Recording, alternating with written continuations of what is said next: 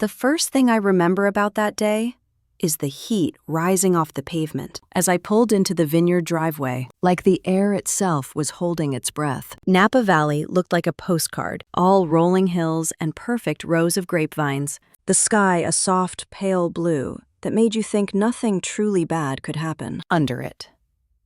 I remember thinking my sister had picked the perfect place to reinvent herself. In front of everybody. My name is Lana Brooks.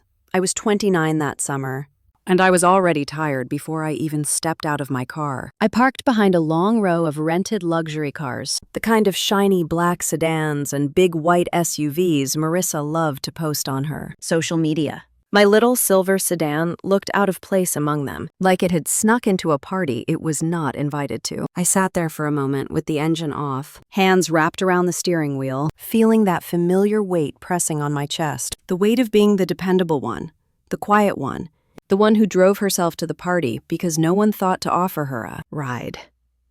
I took a breath, opened the door, and stepped into the heat. The smell hit me first. Expensive flowers and grilled shrimp, and the faint sweetness of grapes hanging in the distance. Voices floated down from the terrace above, laughter with a brittle edge, like glass ready to crack. If you are listening right now, I am actually curious what you are doing while you have this on. Are you folding laundry, driving home, maybe resting your feet after a long day? For me, when all of this happened, I was walking across those stone steps toward my sister's wedding, holding a gift that cost more than my first car, and telling myself this was the moment our family might finally feel whole. The venue itself was beautiful, of course. Pale stone buildings, big glass doors, white flowers everywhere. Long tables set up under strings of soft lights that would glow later when the sun went down. It looked like something out of a bridal magazine, which meant it looked exactly like something my sister Marissa would choose. I spotted her near the edge of the terrace, surrounded by bridesmaids in dusty rose dresses. Her white gown fanned out around her like a cloud. Her blonde hair was twisted up with tiny pearls woven through it. From far away, she looked exactly like the kind of bride people envy. Up close, when I got near enough, I could see the tightness in her jaw. The way she kept smoothing the front of her dress for no reason. The way her eyes slid past her future mother-in-law whenever the woman stepped too close. Victoria Rowe was standing by the railing. Dark navy dress, classic pearls, posture straight as a ruler. She had the kind of face you do not lie to easily. Beside her was her husband, Samuel, who had the calm, watchful look of a man who had spent most of his life noticing what other people missed. I smoothed my own simple blue dress, tucked a piece of hair behind my ear, and walked toward Marissa with the envelope in my hand. I had gone back and forth for weeks about this gift. $25,000. Pretty much my entire emergency fund. I had spent nights staring at my online banking account, calculating rent and groceries against my freelance income, telling myself that this was what a good sister did. Our parents, Calvin and Diane, had made it very clear they expected me to come through for Marissa. I stopped in front of her and said in a soft voice that I hoped it did not sound as small as I felt that I had something for her. I pressed the envelope into her hand. She looked down at it like she already knew what was inside, like she could feel the number through the paper. Her smile stretched wide and bright, a fraction too fast, a fraction too practiced. She pulled me into a hug that was more like a pose for a camera than actual contact. I could feel her breath in my ear as she whispered that I knew she could count on me, that I had saved the day. When she pulled back, our mom was right there, eyes already shiny, saying she always knew I had a good heart. Our dad clapped me on the shoulder a little too hard, looking about family and sacrifice, and how Marissa deserved a perfect start. No one asked if I could actually afford that perfect start. No one ever did. Marissa slipped the envelope into a small white clutch without even opening it, like she was putting away a bill she would deal with later. Her eyes were already sweeping the terrace, checking on the photographer, the waiter carrying a tray of champagne flutes, the band setting up in the corner. I watched her glide away, dress trailing, people turning to look. For a moment, I felt like a supporting character in my own life. Then I reminded myself I was here because I chose to be, because I still had this stubborn hope that maybe, once she was married and settled, the old tension between us might ease. I wandered toward the bar area, needing a little space. a little distance from the noise. The bar was set up near the back of the terrace, with high tables draped in white linen and a long, polished counter where a bartender in a crisp shirt was lining up glasses of red wine and champagne. There were little name cards tucked next to some of the glasses for the bridal party and family members. I saw my name, printed in neat black letters on a folded card, sitting in front of a glass of red wine. I was about to step forward when I noticed movement out of the corner of my eye. Marissa. She had circled around behind the bar area, away from the main crowd. The bartender had stepped inside the building for a moment, probably to grab another bottle. Marissa was alone, except she did not look relaxed. She was looking over her shoulder, checking the terrace. Then her hand dipped into her clutch. I froze, half turned toward the table, half hidden behind one of the tall arrangements of white roses. I saw her pull out a tiny, clear vial, the size of something you might use for essential oils. She uncapped it quickly, hands shaking just enough that I noticed, and tipped it over the glass that sat in front of my name. I watched a few drops fall into the red wine, dark on dark, almost invisible, but not quite. My first thought was that it had to be something innocent, a flavoring, some kind of silly bridal party prank. My brain tried to fill in excuses faster than my eyes could process what I was seeing. But my stomach clenched. Marissa glanced up once more, then tucked the vial away and smoothed her dress. The same nervous gestures she kept repeating all day. She walked away as if nothing had happened. The sounds of the terrace came rushing back into focus. The hum of conversation, the clink of silverware, the faint laughter from a group of cousins taking selfies by the fountain. I felt like someone had tilted the whole scene slightly off balance, just a few degrees, but enough that I could no longer trust what was in front of me. I stepped up to the table slowly and stared at the glass with my name in front of it. The wine looked perfectly normal, deep red, a little light catching on the surface. My reflection wavered in it for a second, the way my life had wavered more times than I cared to count, whenever my sister was involved. Behind me, I heard Victoria's voice as she approached, speaking to one of her friends about the view. There was a warmth in her tone when she talked about her son, about how hard he had worked to balance residency with planning a wedding. She did not sound like a woman looking for drama. She sounded like someone finally allowing herself to be excited. And my sister had just turned this beautiful afternoon into something ugly. I did not have time to think through every possibility. I did not know exactly what was in that vial. I only knew that Marissa had looked guilty, and that she had never, not once in our entire lives, pulled me aside to add a little something sweet to my drink as a surprise. Whatever this was, it was not kindness. A staff member from the venue stepped onto the small microphone near the head table,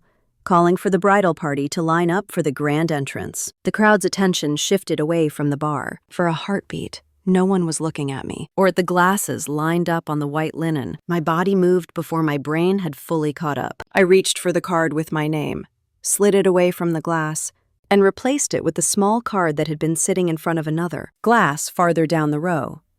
Victoria Rowe. The two glasses were identical. Same stem, same curve, same deep red. My fingers trembled, but I forced them to be steady as I nudged her name card into place in front of the wine Marissa had tampered with. Then I picked up the untouched glass that had been meant for Victoria and brought it closer to where people would naturally reach. It took seconds. It felt like years. Someone called my name from across the terrace, my mom, asking if I had seen where the flower girl had gone. I answered back that I would be right there, trying to keep my voice even. My heart was pounding so hard I could feel it in my throat. I told myself I was not overreacting, that I had seen what I had seen. I also told myself, with a cold clarity that still scares me when I think about it, that my sister was not going to decide whether I walked out of that vineyard on my own 2 feet. I stepped away from the bar and into the flow of guests. People were clapping as the bridesmaids and groomsmen began their entrance. Music swelled from the speakers, something upbeat and forgettable. Marissa and her fiancé Ethan would be last, waiting just inside the big glass doors. From where I stood, I could see Victoria making her way back toward her seat near the head table. Samuel walked beside her, his hand resting lightly on her back. As they passed the bar area, the bartender returned, picking up a tray and rearranging a few things. He gestured politely toward the row of prepared glasses, and Victoria reached for the one closest to her name card. The one I had moved. She lifted the glass, smiled at someone who made a comment I could not hear, and took a small sip. I felt the skin on my arms prickle. My mind spun through a dozen different scenarios all at once. Maybe it was nothing. Maybe Marissa had spiked my glass with some ridiculous focus supplement, some stupid joke meant to make me more talkative for her big day. Maybe nothing at all would happen. Maybe. The bridal entrance song ended, and another song began, softer, more romantic. The glass doors swung open, and Marissa appeared on the terrace steps with Ethan by her side. People rose to their feet and cheered. Phones went up in the air to record the moment. I watched my sister walk past the tables, radiant, smiling, basking in the attention. Her eyes scanned the crowd, checking that everyone was watching her, that the camera angles were perfect. Then her gaze flicked to the head table, to where Victoria sat, glass of red wine in hand. I saw the exact instant something shifted in Marissa's expression. Just a flicker, a tiny crack in the perfect bridal mask. Her eyes widened, just a little, and the color seemed to drain from her face. Her steps faltered for half a second before she pasted the smile back on and kept moving. Victoria lifted the glass again for another sip. I do not know what you are doing while you listen to this part. Maybe you have your hands in a sink full of dishes, or your dog is asleep at your feet. Maybe you think you would have done something different if you were in my side. Choose. All I can tell you is that at that moment, standing on that perfect terrace, under those perfect lights, I could not move. I could only watch as the consequence of my sister's choice and my own quiet act collided in front of me. It did not take long, maybe 3 minutes, maybe less. Victoria shifted in her chair, fanning at her face. She touched her throat lightly, as if something were stuck there. She tried to stand, then grabbed the edge of the table, her knuckles suddenly white. Samuel was on his feet instantly, reaching for her arm. Her chair scraped back, toppling sideways as her knees buckled. The music cut out mid-note. Someone screamed. A fork clattered onto the stone floor. Guests surged forward and back at the same time, like a wave breaking in 2 directions. Victoria's glass slipped from her hand and shattered on the flagstones. Red wine blooming across the pale stone like a spreading stain. I stood, frozen, the world narrowing to the sight of her crumpled on the ground. Samuel kneeling beside her, shouting for someone to call an ambulance. And in the middle of all that chaos, one thought screamed louder than the rest in my mind, clear and sharp and cold. That should have been me. People were shouting for an ambulance. Someone was crying near the head table, and all I could hear was the pounding of my own heartbeat as Victoria lay on, the stone floor gasping for air. That should have been me. The next minutes blurred together in a way my mind still refuses to sort neatly. I remember Ethan kneeling beside his mother, his hands trembling as he tried to hold her upright. I remember Samuel calling out instructions in a calm voice that cut through the panic like a knife. I remember Marissa standing frozen at the edge of the terrace, white dress glowing under the lights, eyes darting around as if looking for an exit. The ambulance arrived quickly. Napa Valley had its share of emergencies during wine tastings and summer events. 2 paramedics pushed through the crowd and took over. Their voices were steady, clinical, the opposite of the chaos around us. They lifted Victoria onto a stretcher, strapped her in, and wheeled her toward the driveway. Ethan followed closely, leaning in to hold her hand until they loaded her into the ambulance. Someone shouted for the family to ride along. Ethan climbed in. Daniel turned to the crowd and said he would meet them at the hospital. His voice was controlled, but the tension around his mouth was unmistakable. I do not remember walking to my car, only that I ended up inside it with my hands shaking so badly I had to sit there a minute before I could turn the key. When I finally pulled out of the vineyard and followed the flashing lights toward Santa Rosa Hospital, the whole drive felt unreal. The perfect sky, the grand wedding, the music, the flowers, all of it seemed like something from another lifetime. At the hospital, the waiting room was too bright and too cold. The chairs were arranged in neat lines, the kind you only see in hospitals and government offices. Ethan sat with his head in his hands, still in his tuxedo, bow tie askew. Samuel stood near the counter speaking to a nurse, his voice low and steady. Marissa arrived a few minutes later with her dress hiked up awkwardly so she could move faster. Our parents trailed behind her, looking dazed and embarrassed, as if the whole night had turned into a reflection of them somehow.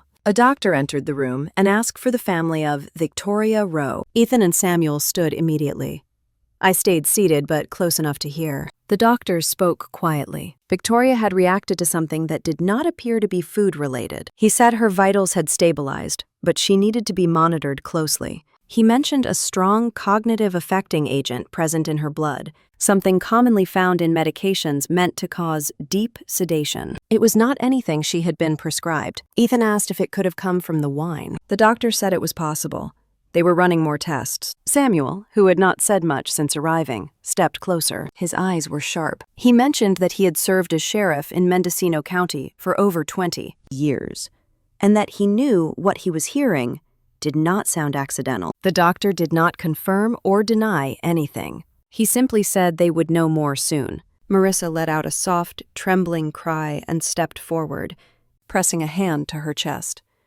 She asked if Victoria was going to be all right. She asked if there was something wrong with the wine at the venue. She did not look at me once. Ethan put a hand around her shoulders to reassure her, but even in his shock, he seemed to sense something off about her tone. I saw his eyes flicker over her face and then drift away like he was filing something away for later. When the doctor left, the room fell into a heavy silence. Marissa finally turned toward me, offering a look that might have passed as worry to anyone who did not know her. Her eyes skittered off mine almost instantly.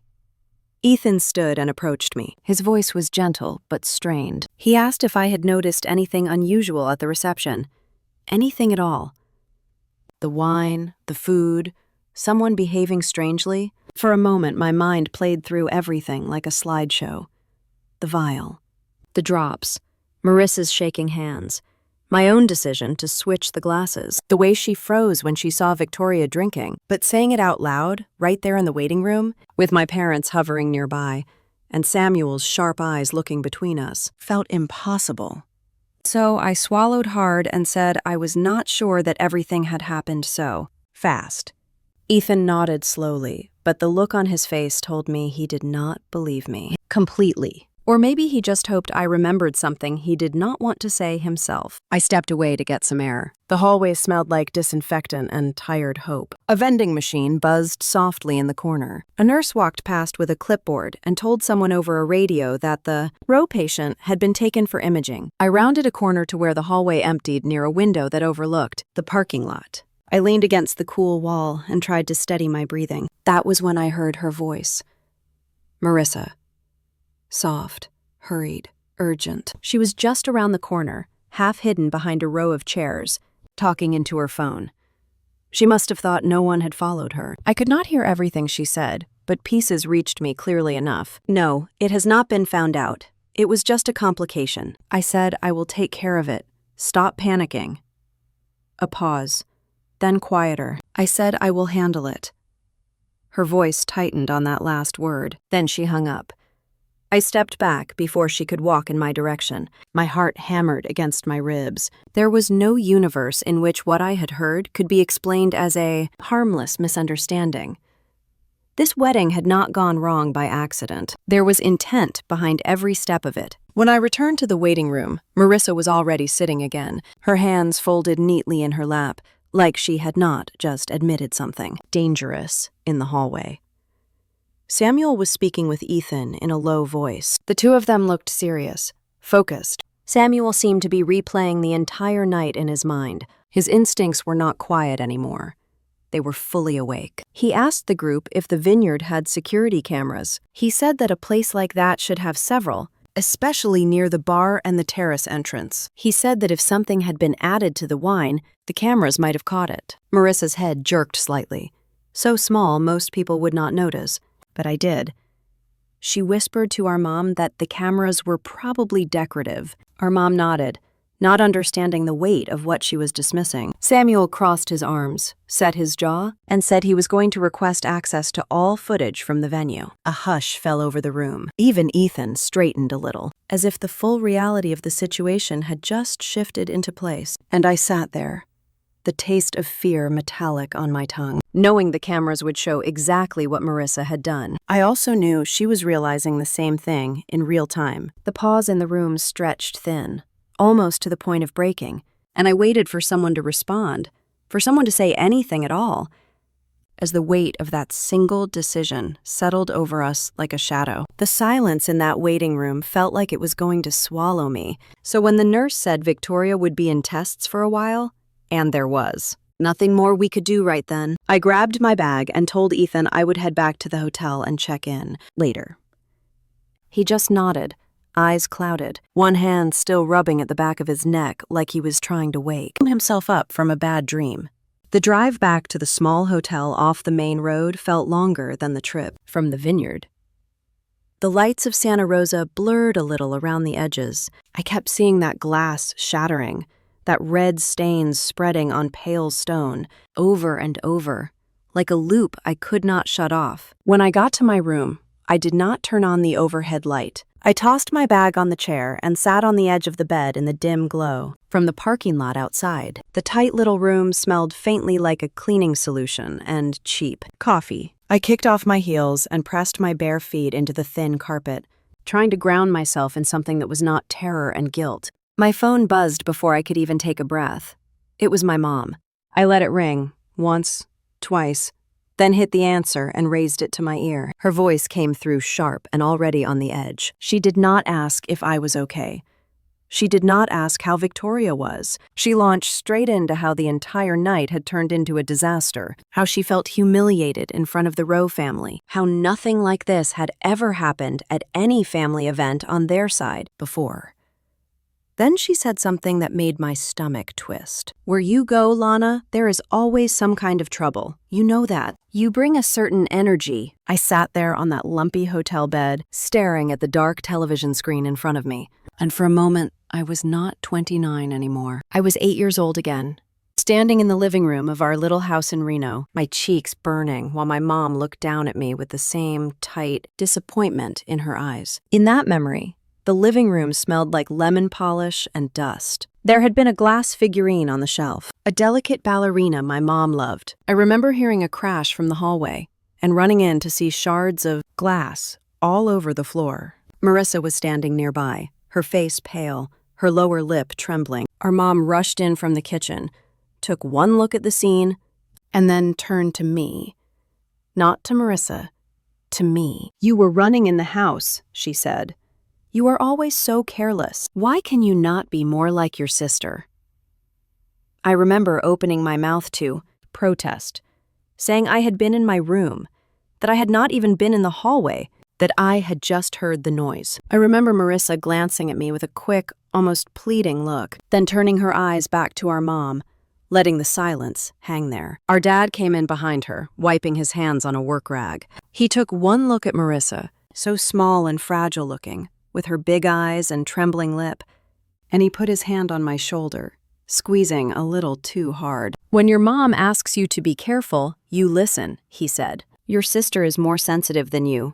You need to think of her." They never asked if she had knocked the shelf. They never even considered that the quiet one might be telling the truth. Later that night, lying in my small bed with the door cracked open, I heard their voices in the hallway. My mom said that Marissa felt things more deeply, that I was tougher, that it was better for me to take the harder lessons because I could handle them. My dad agreed in that tired voice he used after long days, saying every family had one child who was the easy one and one who was the sensitive one, and that we should protect the sensitive one. They had decided who I was without asking me. Back in the hotel room, the sound of my mom complaining in my ear pulled me back to the present. She was asking what I had said to Ethan, if I had done anything to make the Rowes think less of us as a family, if I had called too much attention to myself after Victoria collapsed. I closed my eyes and took a breath. "I did not do anything to her," I said quietly. I was nowhere near the head table when it happened. There was a small pause on the other end. Then my mom sighed and said she did not mean it like that. She said she was just stressed that this was supposed to be Marissa's special day, and now everything was up in the air. "Your sister is heartbroken," she said. "Try not to make this harder."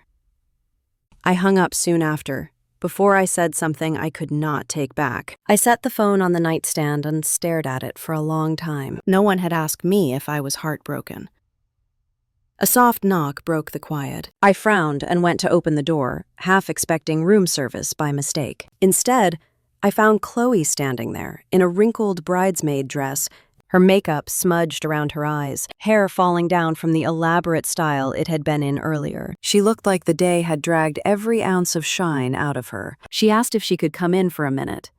I stepped aside and let her pass. She sat in the chair by the window, kicked off her heels with a small wince, and looked around the room like she needed a second to collect herself. Then she glanced up at me. "Things are not okay, Lana," she said, her voice hoarse, "and I am not talking about just tonight." I leaned back against the desk, crossing my arms without thinking, a small shield.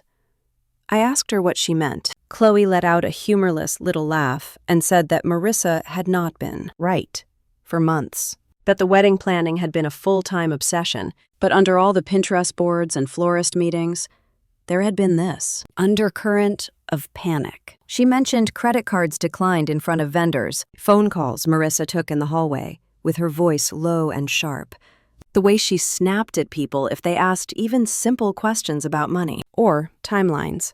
She said Marissa had once grabbed her arm so hard she left a bruise when Chloe suggested cutting back on the guest list to save costs. "She looks like she has it all under control," Chloe said, "but she is always calculating, always figuring out what she can get from who." I listened, my chest tightening, because it fit with what I had seen, with the envelope I had handed over, with the way our parents acted like it was my duty to fill in whatever gaps Marissa had created. Chloe studied my face for a long moment. "I know you two have history," she said, "and I am not trying to stir anything up, but I need you to understand something. Marissa does not do anything without a reason. If she did something tonight, no matter what it was because she felt trapped." Her choice of words made my skin prickle. I asked what she was trying to tell me exactly. Chloe looked toward the window, where the parking lot lights cast long, pale lines across the carpet. "Marissa makes moves when she is desperate," she said. "She did it once before with a coworker when she thought they were going to expose something she had done. She did something that made that person look unstable, like they were the problem. Everybody believed her. That is what she knows how to do. She creates a story where she is the victim and someone else carries the blame." My mind flicked back to the broken figurine, to my parents blaming me, to every quiet time I had been the one who absorbed the anger, so my sister did not have to. And now there was a glass of wine with my name in front of it. I felt a chill run through me that had nothing to do with the hotel air, conditioning. "What are you trying to say?" I asked again, softer this time. Chloe finally turned fully toward me. "I am saying, Lana, that if something happened to that wine, there is a reason she picked your glass," she replied. "And if it ended up in someone else's hand by mistake, she is not the type to step up and admit it." The room seemed to tilt for a moment. I watched and smoothed down the front of her dress without much care. She said she needed to go back, that people would start wondering where she was. As she reached for the doorknob, she paused. "Marissa always has a reason," she said without looking back, "especially when she is desperate." I sat back on the bed and stared at the wall, her words circling in my mind, blending with my mom's blame, with the memory of my dad saying I could handle the hard lessons, because I was tougher. Tonight was not just an accident in a pretty place. It was beginning to feel like the visible crack on top of a fault line that had been shifting under my family for years. And I had the horrible feeling that the glass on the terrace was only the first thing to shatter. I lay awake most of the night, staring at the uneven texture of the hotel ceiling, as the glow from the parking lot lights shifted slowly across the room. When my phone buzzed a little after 6 in the morning, I was already sitting up, heart pounding. The caller ID showed Ethan's number. He said Victoria was awake. I dressed quickly and drove back to Santa Rosa Hospital, bare remembering the route. The morning air felt heavy, the kind that clings to your skin even before the sun fully rises. I walked through the sliding glass doors and followed the signs to the 3rd floor, where the nurse had told me she had been moved. When I stepped into her room, the first thing I noticed was how pale she looked against the white sheets. Her hair, usually styled neatly, was pushed back from her face, but her eyes were open, clear, and sharper than I expected. Samuel sat beside her bed, his hand covering hers, while Ethan stood near the window with his arms folded tightly across his chest. Victoria blinked slowly and turned her head as I entered. She studied me with a steadiness that made me feel like she could see through every thought I had tried to hide since last night. I offered a quiet greeting, and she gave a small nod. She spoke in a low voice, careful but steady. She said she remembered lifting the glass at the wedding, remembered the taste. Bitter, she said, like something was wrong with it. She said she tried to ignore it at first, thinking maybe it was just a different blend of wine than what she usually drank. But after the second sip, she felt something shift in her chest, something off balance, as if her body was moving half a step away from her mind. Ethan looked pained hearing her describe it. He asked if she felt anything like dizziness earlier that day, or during the rehearsal dinner. Victoria shook her head. It was the wine, she said. I am certain of it. Samuel leaned forward slightly, his expression tightening. He told her the doctor said the substance in her system did not match anything she had been prescribed. He mentioned that the toxicology report showed a strong cognitive affecting drug, one that did not belong anywhere near a wedding. Then he asked her the question none of us wanted spoken aloud. Do you think someone put something in your drink on purpose? The air in the room seemed to thicken. Victoria looked at Samuel, then at Ethan, and finally at me. She asked me directly if I had seen anything unusual last night, anything at all around the bar area. My breath caught. For a moment, I felt my entire body freeze, as if her gaze pinned me into place. Part of me wanted to tell her everything, spill it out right then. Let the truth hit the air and settle wherever it fell. But another part of me knew what it would look like. I had switched the glasses, on camera, in front of dozens of witnesses. Without proof of what Marissa did, the footage would show only me touching 2 glasses. So I said I was not sure, that the bar area had been busy and everything happened so quickly. She held my gaze for a long moment, and I had the distinct feeling she knew I was holding something back, but she did not push. Instead, she closed her eyes briefly and said she remembered saying Marissa earlier in the night, near the drinks, looking unsettled. She said she had brushed it off at the time, thinking about wedding nerves. Now she was not so sure. Ethan moved closer to her bedside. He asked if she could describe the bitterness, if it was chemical, medicinal, or something else. She said it reminded her of a sedative she had once been given before a medical procedure, only stronger, more metallic on the tongue. Samuel's entire posture shifted. He had been a sheriff for most of his adult life, and I could see now that the instincts he had carried from those 20-plus years were fully awake. He reached into his jacket and pulled out his phone. He said he was contacting Owen, the venue manager, and requesting all security footage from the wedding. He wanted the camera angles covering the bar, the terrace, and the service entrances. He told Ethan he wanted everything reviewed by noon. My stomach tightened painfully. If the cameras caught Marissa, that would be good. But if they caught me switching the glasses, without showing why, without showing her dropping anything in mine first, it could twist everything. Intent could be misunderstood. Motivation could be misread. And Marissa was very good at shaping a narrative where she came out innocent, and someone else took the fall. When Samuel stepped just outside the room to speak more clearly on the phone, I could hear fragments of his conversation. He told Owen the camera coverage needed to be pulled immediately. He emphasized the urgency. He said he wanted confirmation that the bar angle had been functioning all well. Tonight, I felt a cold pressure settle across my shoulders. When he returned to the room, he looked at Victoria, then at Ethan, and then at me. He said Owen had confirmed the cameras were on. All of them. No outages, no blind spots. The bar camera, he said, worked perfectly the entire evening. The words hit me with a force I was not expecting. It felt like the floor tilted under my feet. Victoria let out a slow breath and whispered that maybe this would give them answers. Samuel nodded in agreement, but the look he gave me was thoughtful, measured, like he was trying to fit me into the events he had already begun to map out in his mind. I stepped back and wrapped my arms around myself, trying to keep my breathing steady. The hospital room felt too warm, too bright, too quiet. All I could think was that soon, very soon, Someone would watch that footage. Someone would see me there. Someone would see exactly what I had done. And unless the camera caught every detail of what happened before that, I had no idea which story the footage was going to tell. Someone would see exactly what I had done. That thought followed me out of the hospital, like a shadow clinging to my heels.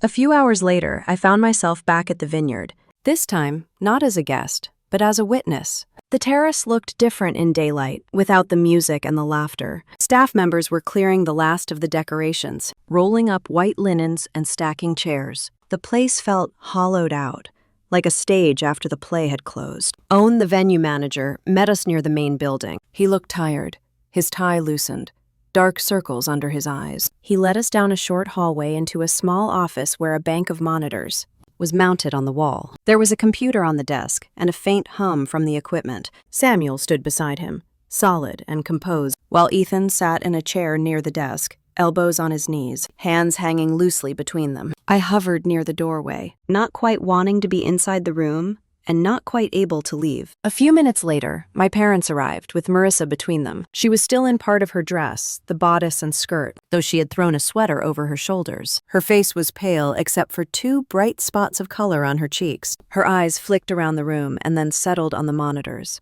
Calvin walked in with that familiar stiff set to his shoulders, like he was already bracing for something he had decided he would not like. My mom clutched her purse in both hands and took the corner of the room, farthest from Samuel. Owen cleared his throat and said he had queued up the footage from the bar camera around the time of the reception. His voice was careful, almost apologetic. He pressed a key and the image filled the main screen. There was the bar, neat and polished, rows of glasses, bottles lined up in the back, a staff member moving in and out of frame, no sound, just the slightly sped-up motion of people crossing through the shot. Owen adjusted the timestamp, his mouse scrolling until the picture on the screen matched what he had been told. Then he slowed it back to normal speed. I felt my throat go dry.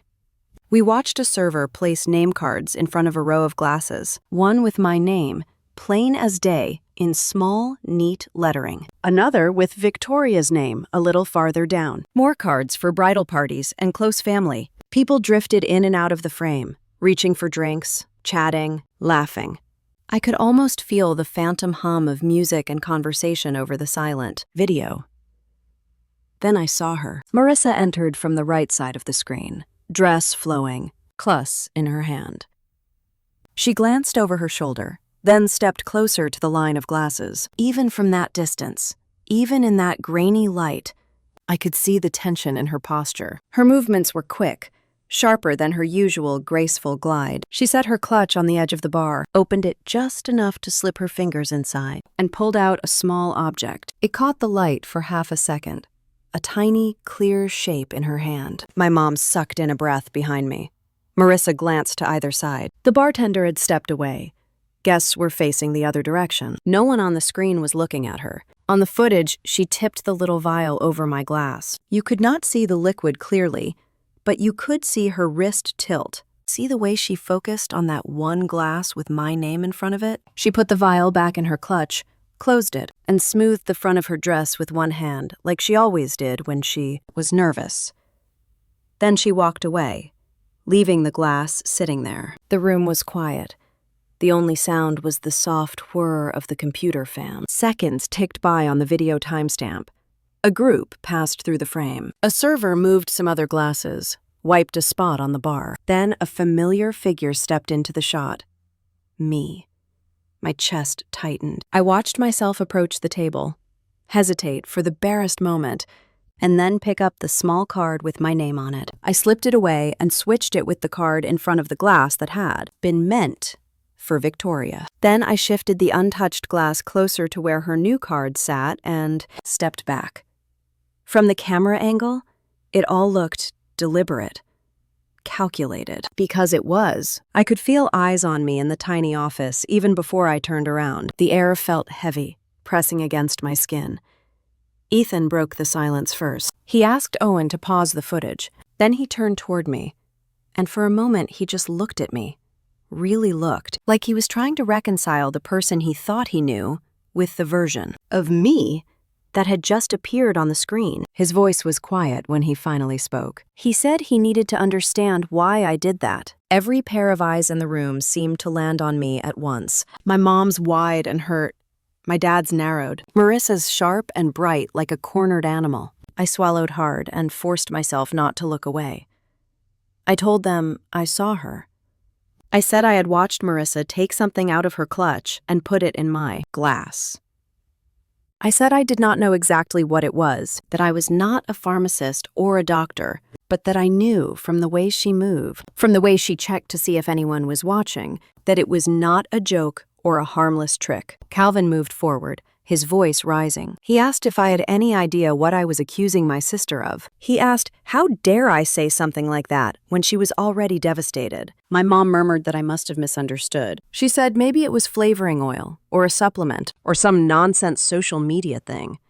I shook my head. I remembered the phone call in the hospital hallway. The fear in Marissa's whisper when she said it had not been found out yet. I remembered Chloe's words the night before about how Marissa always had a reason when she did something. I said again that I saw her add something to my glass. Marissa finally spoke then. Her voice came out thin and shaky, like she had to drag every word out. She said I was imagining things, that it had been a little drop of a natural calming tincture she had wanted to share with me because I seemed so tense lately. She claimed she had changed her mind, that she meant to tell me, but got caught up in the chaos of the wedding. Owen still had the footage paused. The image of her over my glass hung behind him like a portrait. Samuel asked her straight out why she had not mentioned this tincture to anyone before, why she had not told the paramedics or the doctors or any of us in the waiting room. Marissa stammered something about being scared, about not wanting to admit she had tampered with a drink, even for what she claimed was a good reason. She said she panicked. Ethan listened with his jaw clenched, his eyes going from the screen to her face and back again. She turned toward him, tears welling up, saying she would never hurt his mom, that she had no idea the glass would be switched. That last part hit me like a slap. It was subtle, but the implication was clear. She was already shifting the focus from her decision to dose my drink to my decision to move the glasses. My dad latched onto that instantly. He pointed at the paused image of me switching the cards, his voice full of anger. He said that whatever Marissa had or had not done, I was the one who moved the glass to Victoria's spot. He said I was the one who made the choice to put it in her hand. My stomach dropped. I knew on some level that this was coming, that someone would try to turn it this way. Hearing it out loud still hurts in a way I cannot fully explain. I told them I did not know what was in that vial, only that I was not going to drink something my sister had slipped into my glass behind my back. I said that if I had not switched them, it would be me in that hospital bed. My mom flinched at the sharpness in my voice. She told me to calm down, that accusing my sister of trying to hurt me was a serious thing, that sometimes in families, we misunderstand each other. Samuel cut in then. He asked Owen to keep playing the footage. We watched the video advance. Moments later, Victoria walked into frame with Samuel beside her. The bartender gestured toward the row of glasses. She picked up the one with my original drink and her name, now sitting neatly, in front of it, just as planned. I watched myself in the corner of the shot, the back of my head turned slightly, my body tense. Then the footage ended, or at least the relevant part did. Owen stopped it, turned to face us, and said quietly that, from his standpoint, it was very clear someone had altered that drink. No one spoke for a few seconds. Ethan rose slowly from his chair. He looked like someone who had aged years in 24 hours. He rubbed his hand over his face and then let it fall. He said there was no way they could go through with a wedding right now. Not with his mom in the hospital. Not with a toxicology report that showed a drug in her system. Not with security footage that left this many questions. He said he was calling off the ceremony until they knew exactly what had happened and why. The words hung in the room like another kind of verdict. Marissa's face crumpled. She reached for him, but he stepped back slightly, not harshly, but enough to make it clear there was no distance where there had not been before. My mom started to protest, saying they could still have a small, private ceremony later, that this did not need to destroy everything. Calvin muttered that we were overreacting, that people faint at weddings all the time. But the look in Ethan's eyes said something had broken that would not be easily patched. As for me, I stood there with my back against the wall, feeling both exposed and invisible at the same time. I had told the truth about what I saw. The camera had confirmed that I was not crazy, or vindictive, or trying to ruin my sister's big day. And yet, part of the blame was still already sliding in my direction, as naturally as it always had. The gathering in that little office dissolved into low voices and fragmented. Plans, hospital calls, lawyers to consult, family back home to inform. No one looked at the terrace on the monitor anymore.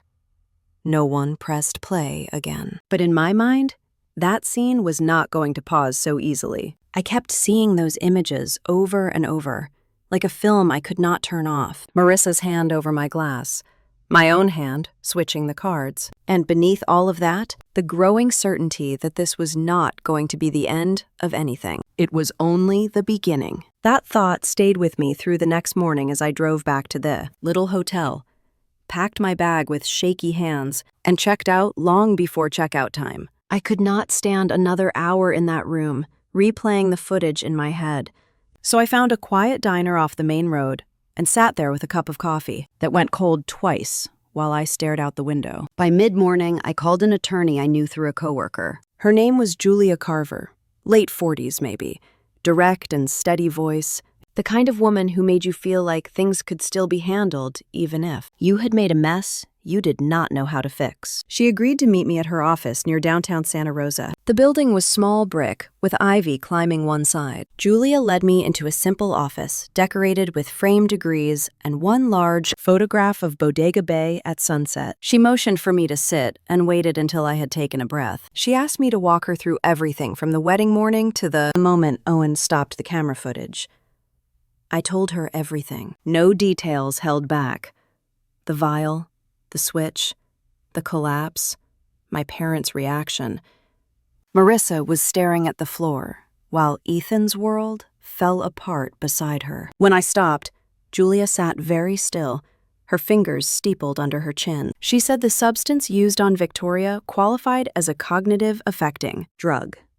She said the doctor's notes alone were enough to suggest dangerous misconduct, not a misunderstanding.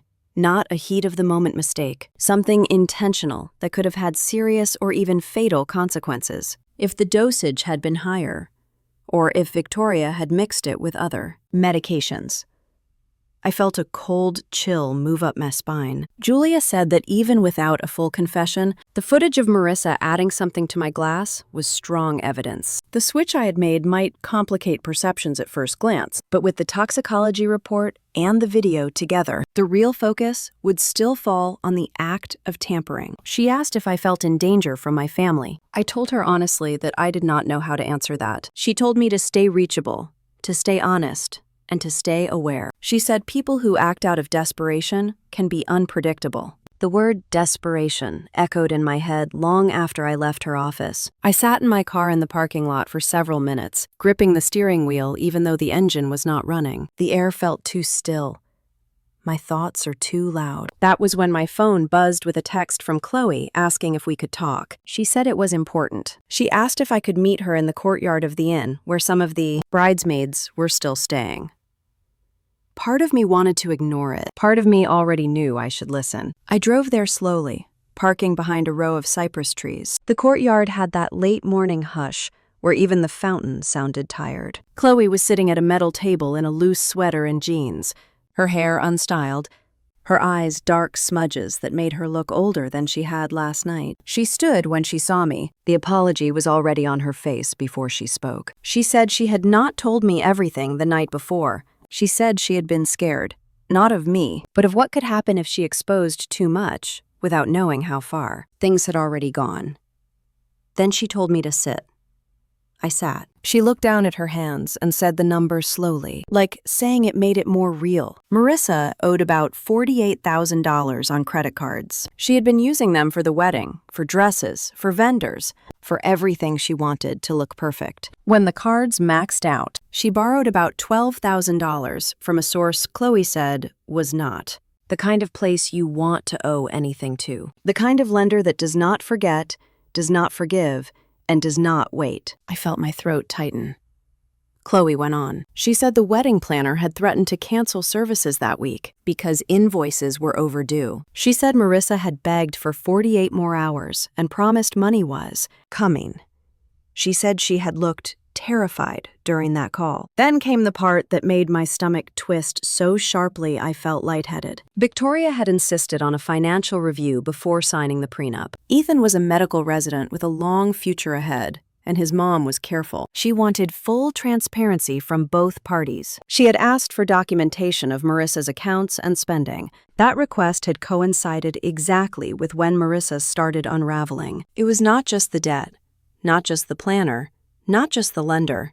It was something else, too. Something deeper. Chloe said Marissa had been fired from her last job for expense manipulation. Not embezzlement big enough for court, but enough that if it came out now, right before a prenup, right before a marriage into a respected medical family, the Rose would have walked away. She said Marissa knew that. She said it kept her up at night. She said it was the reason Marissa flinched every time Victoria asked a financial question. I sat back, stunned. The sunlight in the courtyard suddenly felt too harsh, like the world had tilted and exposed every hidden crack in my sister's life at once. Chloe leaned closer and lowered her voice. She said I was someone Victoria trusted. The Rose respected me. I had a stable job, clean finances, and a steady presence. She said Marissa was afraid I might accidentally reveal something during a casual chat. Even a small comment about her job history or spending could have sent everything crumbling. That was why Marissa had targeted me, Chloe said, because I was the threat she could not control. Her goal was not to hurt me in the literal sense. Not at first. It was to make me look unstable in front of Victoria, to make me appear unreliable or immature or careless. If I seemed off balance, then my word would not hold any weight when the Rose asked me anything about Marissa. And if the night went sideways, she could blame me for causing chaos. Shift the story. Redirect attention away from unpaid invoices, lenders demanding money, or a prenup audit waiting to explode. I stared at Chloe, barely breathing. She kept talking, her voice low and steady. She said this was not new behavior. At her old, Marissa had created drama that made the coworker look erratic. Management believed her. The coworker eventually left. The truth never surfaced.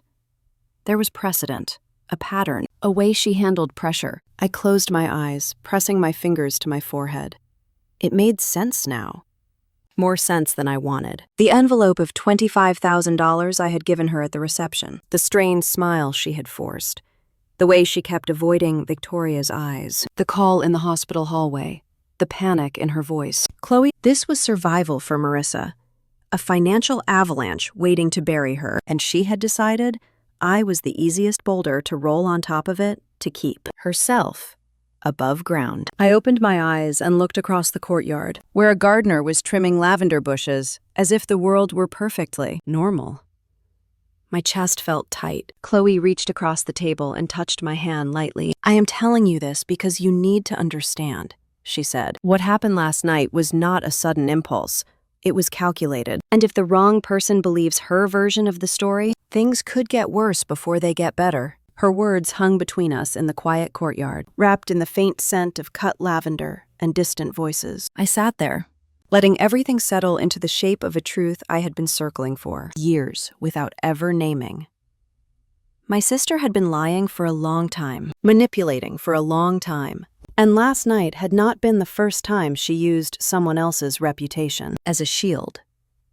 It was only the first time the shield had cracked, and I had the sinking feeling that the next steps, whatever they were, would expose even more than any of us were prepared to see. I drove to Marissa's house without remembering most of the turns. My hands stayed tight around the wheel the entire ride, knuckles pale, heart heavy with everything Chloe had told me. The truth had settled in my chest like a stone. No matter how many years I had tried to believe my sister simply misunderstood me or resented me or felt pressured by our parents, none of that excused what she had done. None of it made the image on that camera any different. When I pulled into her driveway in a quiet neighborhood outside Petaluma, Her car was already there. The lights in the living room glowed behind the curtains. I sat in my car for a few seconds, breathing in the lingering scent of coffee and lavender lotion on my hands, trying to calm the tremor under my ribs.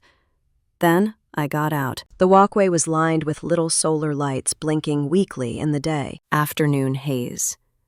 I knocked on the door. For a long moment, nothing moved behind it. Then I heard the lock click, and the door opened just wide enough for her to look out. Her eyes were red and swollen. She must have been crying for hours. Her hair was still pinned from the night before, half falling out now, framing her face in uneven waves. She asked what I was doing there. Not softly, not kindly, more like she was bracing for impact. I told her we needed to talk. She hesitated, then opened the door wider and stepped back. I entered the living room. Someone had pulled the curtains shut tight. The place smelled like cold coffee and wilted flowers. A half-finished wedding bouquet sat abandoned on the dining table, petals already drooping. I stood near the couch while she paced a few steps, pressing her hands to her forehead like she could hold the world together if she just pushed hard enough. She asked what I wanted. She asked why everyone was attacking her. She said Ethan had not come home and that Victoria's family was treating her like she was a criminal. Her voice cracked, but not from remorse, from fear. I told her I saw the video. She froze mid-step, her arms lowered slowly. Her face went blank for a second before twisting into a panicked scowl. She said I had misunderstood it. She said the angle was bad, that the lighting was bad, that people tamper with herbal drops all the time, and the venue was making it worse than it was. I said her explanation changed every time she gave one. She blinked rapidly, her breathing quickening. She said she wanted me to stop talking to the Rose. She said I was always inserting myself where I did not belong. She said this was her life, her wedding, her future, not mine. I felt something harden inside me. I asked her directly if she put something in my wine. She looked away toward the curtained window. She rubbed her palms against her arms, a nervous gesture I remembered since childhood. Then she said something so soft I almost missed it. She said she just needed me to be quiet that night. That was all. My breath caught. She went on, still facing the window, her voice trembling. She said I always overshadowed her without realizing it. At school, at family gatherings, with the Rose. She said Victoria liked me. My job, my stability, my life that never blew up in dramatic fashion. She said Victoria would ask me things, private things, about her. She could not handle that pressure. She needed me out of the way, just for the night, enough so that no one would take me seriously if I said something wrong. I stared at her back in disbelief. She turned then, tears streaking her cheeks, but they were not the kind of tears that came with regret. They were born from panic. She said I was always too perfect, that I had no idea how hard she worked to keep up, to appear like she was doing fine, to look like the daughter our parents bragged about. She said I had everything handed to me. That was the moment I felt something inside me snap, not from anger, but from exhaustion. I told her I had spent my entire life being blamed for her mistakes. I told her I was the one who took the brunt when she lied as kids. I told her I was the one who swallowed my pride to help her with bills she hid from our family. I told her I was the one who gave her $25,000 as a wedding gift less than 24 hours before she tried to drug me. She flinched, her eyes widening a little, like she had not expected me to say it out loud. Then, instead of denying it, she said something that stole the air out of the room. She said I was blowing it out of proportion. She said she only meant for me to relax, to seem a little tipsy, not incapacitated. That I was helping her without even knowing it. That the plan would have worked if I had not switched the glasses. My heart pounded like it was trying to burst out. I asked her what plan she meant. She seemed to realize she had said too much. She hesitated, then gave a shaky laugh. "Nothing," she said. I just meant people overreacted, but the fear in her eyes betrayed her. I stepped toward her and asked again. This time she whispered, if she had not drunk it, everything would have stayed on track. I froze. She was unmistakable. Victoria, not me. She had calculated the likelihood that either of us might take the glass, and all she cared about was preserving herself. Not who got hurt, not who collapsed in front of 100 people. Not who ended up in a hospital bed hooked to monitors at 2 in the morning. Just her secret staying buried. My mind felt like it split open, a cold rush of clarity surging through it. She did not care who the drug hit. She only cared about whether it protected her. Behind us, the garage door rattled, followed by heavy footsteps. Calvin stepped inside, still wearing the same shirt from last night, face flushed with frustration. He took one look at me, one look at Marissa's streaked face, and went rigid. He demanded to know what I was doing there. He did not ask if everything was all right. He did not ask if Victoria was stable. He did not ask if his older daughter had just admitted something horrifying. He went straight to the script he had recited my entire life. He said I was trying to ruin things. He said I was jealous of Marissa. He said I had a habit of making myself the victim every time she succeeded at something. He said he could not believe I would stoop so low as to accuse my sister again, on the worst day of her life. Marissa started crying harder, covering her face. Calvin wrapped his arm around her and glared at me. I stood there, letting his words hit me, feeling less shaken than I ever had. Something about the truth steadied me. Something about the last 24 hours had stripped away any illusion. I told him I was not there to argue. I told him Marissa had admitted enough already. I told him they could say whatever they wanted, but the footage did not lie. He stepped forward like he was going to point at me again, the way he did when I was a child. I stepped back but kept my chin lifted. Then Marissa, still sobbing, mumbled the sentence that ended any last thread of doubt. She said if Victoria had not drunk the glass, everything would have gone according to plan. Calvin froze. The room froze. Even the air froze. She realized too late what she had said. I stared at her, unable to breathe. Not because it was shocking anymore, but because it confirmed what had been circling in my mind since the footage appeared. She did not care which one of us the drug hit. She only cared that someone did. And the plan she kept defending had never included remorse. The three of us stood in that living room, surrounded by wilting flowers and pulled curtain, and I understood that the sister I thought I could still reach had been gone for a long time. I turned toward the door slowly, my hand trembling only slightly as I reached for the knob. Behind me, Marissa whispered my name, but I did not turn back because there was nothing left to say as the truth settled around us like dust that would not be swept away. I sat behind the wheel outside Marissa's house for what felt like forever.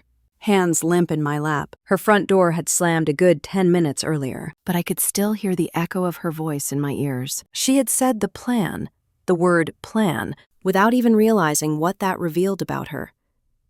The memory tasted bitter. When my phone buzzed, I flinched. It was Ethan. He said his family's attorney arranged an emergency mediation in Santa Rosa that afternoon. He asked if I would come. He said, not as a witness against my sister, not as anyone's ally, just as someone who had been there. His voice was rough, like he had not slept and did not expect to sleep anytime soon.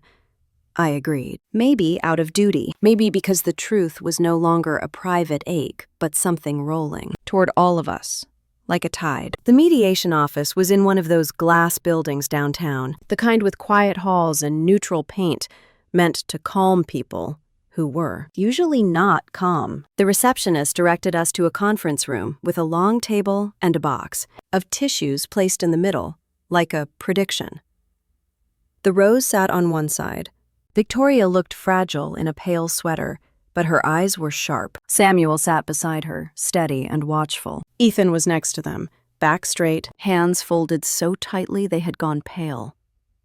My family took the other side. My dad's jaw was locked in his familiar stubborn line. My mom trembled, a tissue clutched in her hand. And Marissa. Her makeup was repaired, her hair neat, her dress simple, but her eyes flicked constantly between the Rose and the table, as if deciding which version of herself to present. I sat near the end of the table, close enough to be included, far enough not to belong to either side. The mediator, a woman named Karen with calm eyes and a steady voice, opened the meeting. She outlined why we were there. She said the words incident and medical emergency and conflicting accounts. Her tone was neutral, but everyone felt the weight underneath. Samuel began. He laid out the timeline with the clarity of someone who had done this work for years. The champagne, the collapse, the hospital. The toxicology report showed a sedative Victoria had never been prescribed. He spoke without raising his voice, which only made the impact stronger. Then he mentioned the security footage. Both families had viewed it, he said. There was no ambiguity about what it showed. Marissa's fingers tightened around the napkin in front of her until it wrinkled into a small, shaking ball. The mediator nodded and looked to Victoria. Victoria lifted her chin. She said she had welcomed Marissa warmly. She had imagined family dinners and holidays and future grandchildren. She said she had asked a few questions about finances, not out of suspicion, but out of care. She had not expected that curiosity to be met with whatever had been put in her glass that night. She said she remembered lifting the wine, tasting bitterness, and then nothing. Until the ambulance. She said the footage confirmed what she feared, that someone had interfered with her drink. Then she looked straight at Marissa and said that a woman who would do something like that to her own sister could just as easily do it to a husband, one day, if she felt cornered. The words hit the table with a quiet finality. Marissa's face crumpled. She said she loved Ethan. She said she panicked. She said it was a harmless tincture, meant only to mellow Lana out. Nothing more. She insisted she never meant to hurt anyone, that it was a misunderstanding blown out of proportion. Daniel asked why she had not said that at the hospital, why she had not brought the bottle, why she had not told anyone. She had no answer that held up for more than a breath. My dad jumped in then, angry. He said this was a witch hunt. He said Marissa had been under enormous pressure and made one small mistake. He said calling it malicious was cruel. My mom cried quietly and said no one understood how stressed Marissa had been, how much she wanted the wedding to be perfect. It went on like that for several minutes, voices bouncing off the walls until Karen gently held up a hand. Ethan finally spoke. He said he had spent years in hospitals learning to read people in crisis. He said he could forgive fear. He could forgive messiness. He could forgive mistakes. What he could not forgive was deliberate deceit. He said the footage had taken something from him, something he did not know how to get back. He said that love cannot survive without trust, and trust cannot coexist with something quietly poured into a glass. He looked at Marissa with eyes full of heartbreak. He said the wedding was canceled. My mom sobbed. My dad swore under his breath. Marissa leaned forward, her voice shaking, saying he owed her a chance to fix this, to explain. She said couples worked through things, that he was humiliating her. He shook his head, not unkindly. He said vows come after truth, not before. Silence spread across the table like smoke. The mediator cleared her throat gently and asked if any further discussion was needed. No one answered. Then came the knock on the door. A woman in a blazer stepped inside, holding a thin envelope. She asked for Marissa by full name. My sister stiffened. The woman introduced herself from the county investigator's office. She said the envelope contained a formal notice requesting Marissa's cooperation in an inquiry triggered by the hospital report and security footage. She emphasized it was the beginning of an investigation, not a charge, but the implication landed with unmistakable weight. My mom gasped. My dad demanded to know who had escalated things. His eyes cut toward Samuel. Samuel simply said that when someone ends up sedated from a drink she did not pour, law enforcement does not exactly need to be persuaded. The investigator left quietly. The envelope sat in front of Marissa like something alive. She did not touch it. After that, everyone's voices were quieter. We all knew the real conversation had ended the second the envelope touched the table. The mediator wrapped up the session. She reminded both families they could contact her if further facilitation was needed, though her tone made clear she doubted there would be anything left to mediate. As we stood, Marissa looked at me for the first time since the meeting began. Her eyes were wild, desperate, almost accusing, as if she wanted to ask why I could not have just pretended I saw nothing. For a second, she looked 12 years old again, cornered after breaking something and scrambling for someone to blame. But this time, the stakes were real, and she was not a child, and I was not her shield.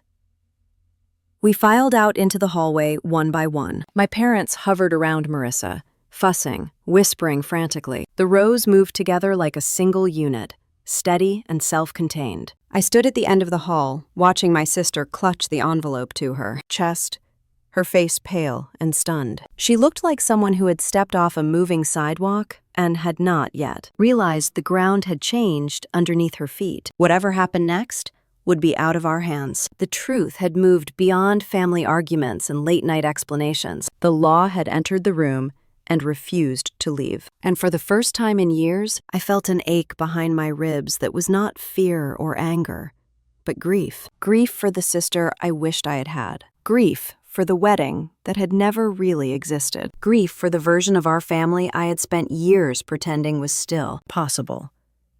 But beneath the grief was something steadier, something that felt unshakable, even in the ruins. The knowledge that the truth had finally stepped into the light, and no one, not even Marissa, could turn it off now. Back in Portland, real life did not wait for me to catch up. My little apartment looked exactly the same when I walked through the door. The succulents on the windowsill were still alive. My half-read novel was still face down on the couch arm, and the basket of laundry I had promised myself I would fold before the trip still sat in the corner. I set my suitcase down and just stood there, feeling like I had walked into a photograph of my own life. Familiar, but flattened. For the first few days, I moved through my routines on autopilot. I went back to my marketing job at the small firm in downtown Portland. I sat through meetings about client outreach and fourth quarter campaigns. I nodded at jokes I did not really hear. At night, I lay in bed staring at the ceiling, listening to the distant sound of traffic and the occasional siren, my mind replaying the wedding like a reel I could not shut off. After about a week, I finally did something I had been considering for months, but always pushed aside.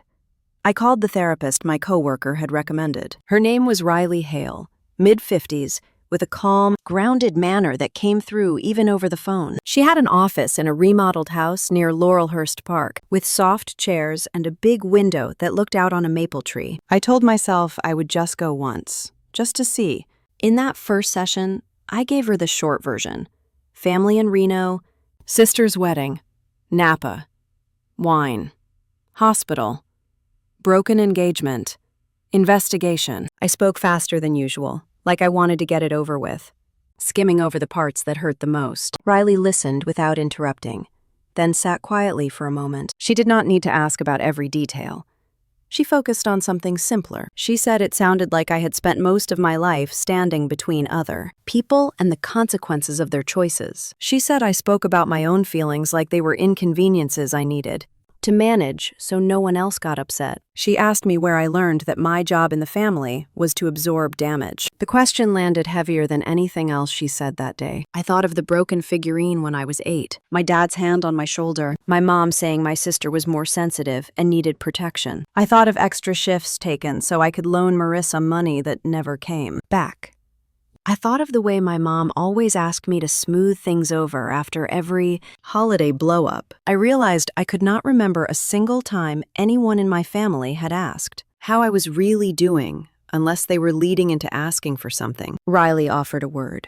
She said I had been cast as the responsible one, the fixer, the child who could be counted on to hold everything together. Then she said gently that just because a role is assigned does not mean I have to keep playing it. I sat there, looking at the ring of water my tea mug had left on the coaster, and let that idea sink in. It felt as foreign as a different language, and as familiar as my own skin. That night, back in my apartment, I made pasta, half of which I did not eat, and scrolled through my phone while it cooled on the counter. There were several unread messages from my mom. I had seen them come in over the past few days and ignored them, telling myself I would deal with them when I had more energy. I finally opened them. The first few were updates that sounded like announcements to a church group. My mom said the wedding had been officially canceled, and that people in Reno, we were already gossiping. She said she was exhausted from comforting her friends, who did not know what to say.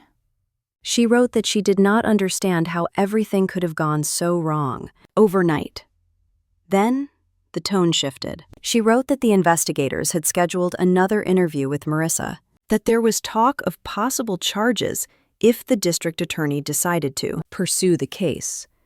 She said words like reputation and family name. Then she said she needed me to help set the record straight. She wanted me to talk to the Rose, and to anyone else who asked, and say it, was all a terrible misunderstanding. She wanted me to soften my account, to say I was not sure what I saw at the bar, to emphasize that Marissa was fragile and under pressure. She said I should help my sister, not tear her down. She said people were starting to whisper that our family was broken. She wrote that it was my responsibility to make sure things did not get worse. My chest tightened as I read. For a long time, I would have done exactly what she was asking. I would have minimized, doubted my own eyes, told myself that protecting my family was more important than protecting myself. I would have called the rose and tried to smooth things over, absorbing all that discomfort into my own body. But now I had the memory of Victoria's pale face in that hospital bed. I had the sound of Ethan's voice when he canceled the wedding. I had the image of Marissa emptying a vial into my drink, and of the panic in her eyes when the investigator's envelope hit the table. I also had the echo of Riley's voice asking when anyone in my family had stepped in to protect me. I set the phone down on the counter and took a long breath. I could feel the tug, that old familiar pull to fix, to appease, to carry. It hurts to resist it. It felt like tearing off a jacket I had been wearing for decades, even if that jacket had been suffocating me. I typed out a short reply to my mom. I kept my words simple. I said I was not going to lie for anyone. I said I had told the truth about what I saw, and that was all I could do. I said I was sorry she was in pain, but I was not responsible for making sure our family looked good to other people. Then I turned the phone face down and left it on the counter. It buzzed a few more times. I did not pick it up. A couple of days after that, I got a call from a number I did not recognize. I let it go to voicemail. When I listened later, it was Ethan. His voice was steadier than I expected. He sounded tired, but there was a kind of clarity there. He said he did not want anything from me. He just wanted to say thank you. He said he knew it had been hell to tell the truth when it meant standing against your own family. He said hearing me confirm what he already suspected kept him from gaslighting himself into staying with someone who would have hurt him in quieter ways for years.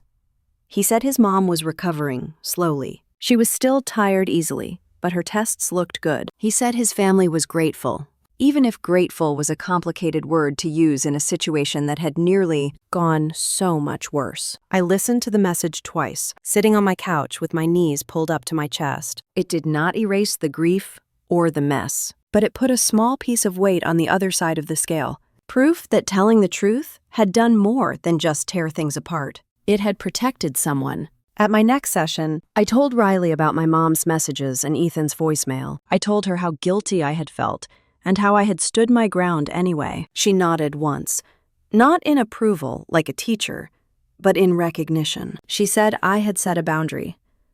Those boundaries are not walls to punish people. They are fences that show where our responsibility ends and someone else's begins. On an impulse, I asked her if it was wrong to want distance from my parents for a while. The question came out small, like a child asking for permission to step away from a game she had never wanted to play. Riley shook her head. She said space is sometimes the only way to heal old patterns. She said I had a right to build a life that was not defined by my sister's crises or my parents' fear of what the neighbors thought. That night, I pulled out my calendar and looked at the months ahead. For the first time, I let myself consider the possibility of holidays not spent in Reno, or birthdays without obligatory phone calls where I smiled through gritted teeth while my mom talked about how hard Marissa had it. The idea felt both scary and like air in my lungs. I sat at my tiny kitchen table, surrounded by the quiet hum of my refrigerator and the distant sound of rain, starting outside, and made a decision. I would not be going home for a while. Not for Thanksgiving, not for Christmas, not for my dad's birthday. I would send cards, maybe. I would answer some texts, but I would not step back into a house where my role was to carry blame and smooth catastrophes my sister created.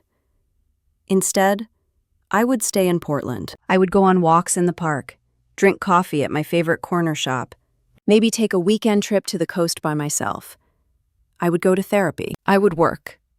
I will rest. Most importantly, I would give myself permission to live a life that was not measured by how much I could sacrifice to keep other people comfortable. The decision landed inside me with a strange combination of ache and relief. It did not fix everything. It did not magically turn me into a different person, but it felt like turning a steering wheel, just enough to aim my life in a different direction. For the first time in a long time, the path ahead of me did not look like an endless loop around the same family drama.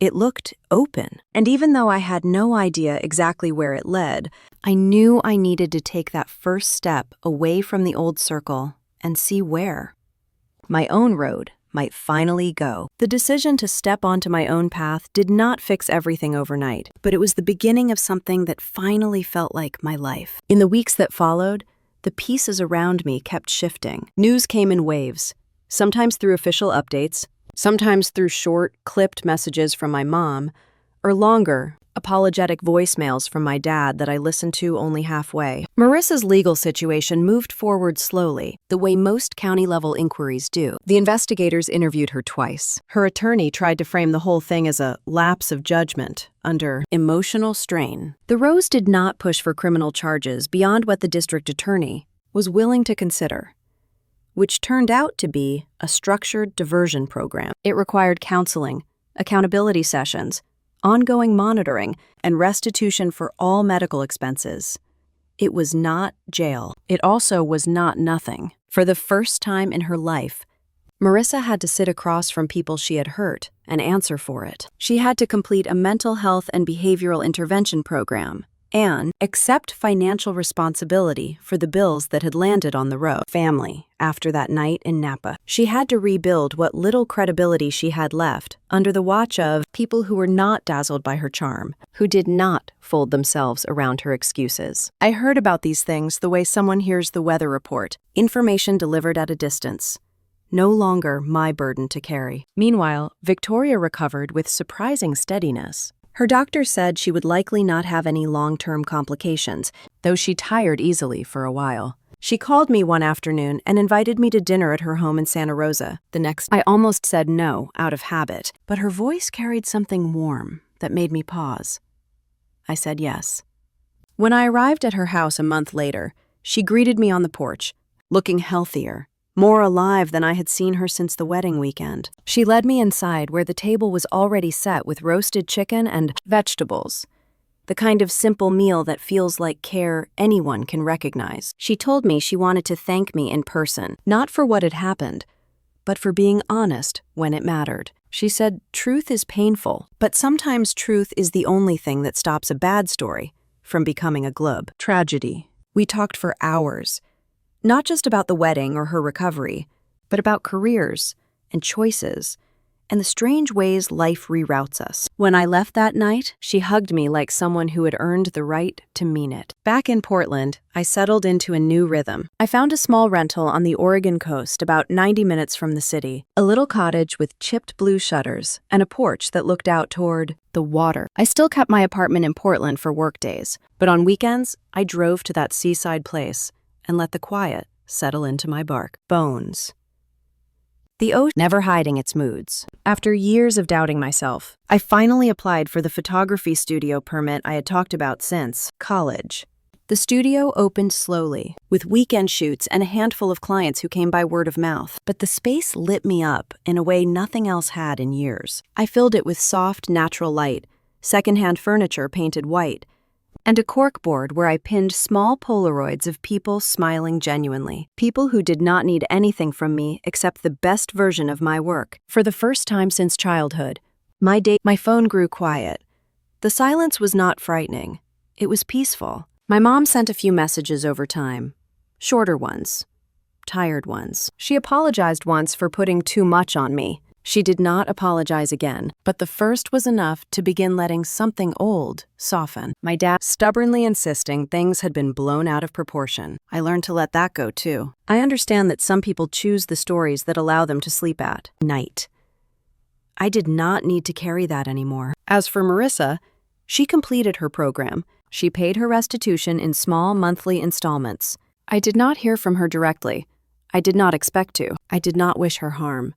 But I no longer wished for the version of her I had clung to for so long. Letting go of that wish was its own kind of healing. One evening, sitting on the porch with a blanket around my shoulders and a mug of tea, warming my hands, I thought about the girl I used to be, the one who took blame because it was easier than watching people fight, the one who said yes when she wanted to say no, the one who thought love was earned by absorbing other people's storms. I realized I did not know her anymore. Or maybe I finally knew her well enough to release her. The salt air was cold, and the sky was streaked with gold. Somewhere behind me, my camera bag leaned against the wall, still packed from an afternoon shoot by the shore, where a family had paid me to capture joy instead of mask pain. As the sun dropped lower, I let myself feel proud. Poor that I told the truth. Proud that I stepped away from a role that had been crushing me for almost 3 decades.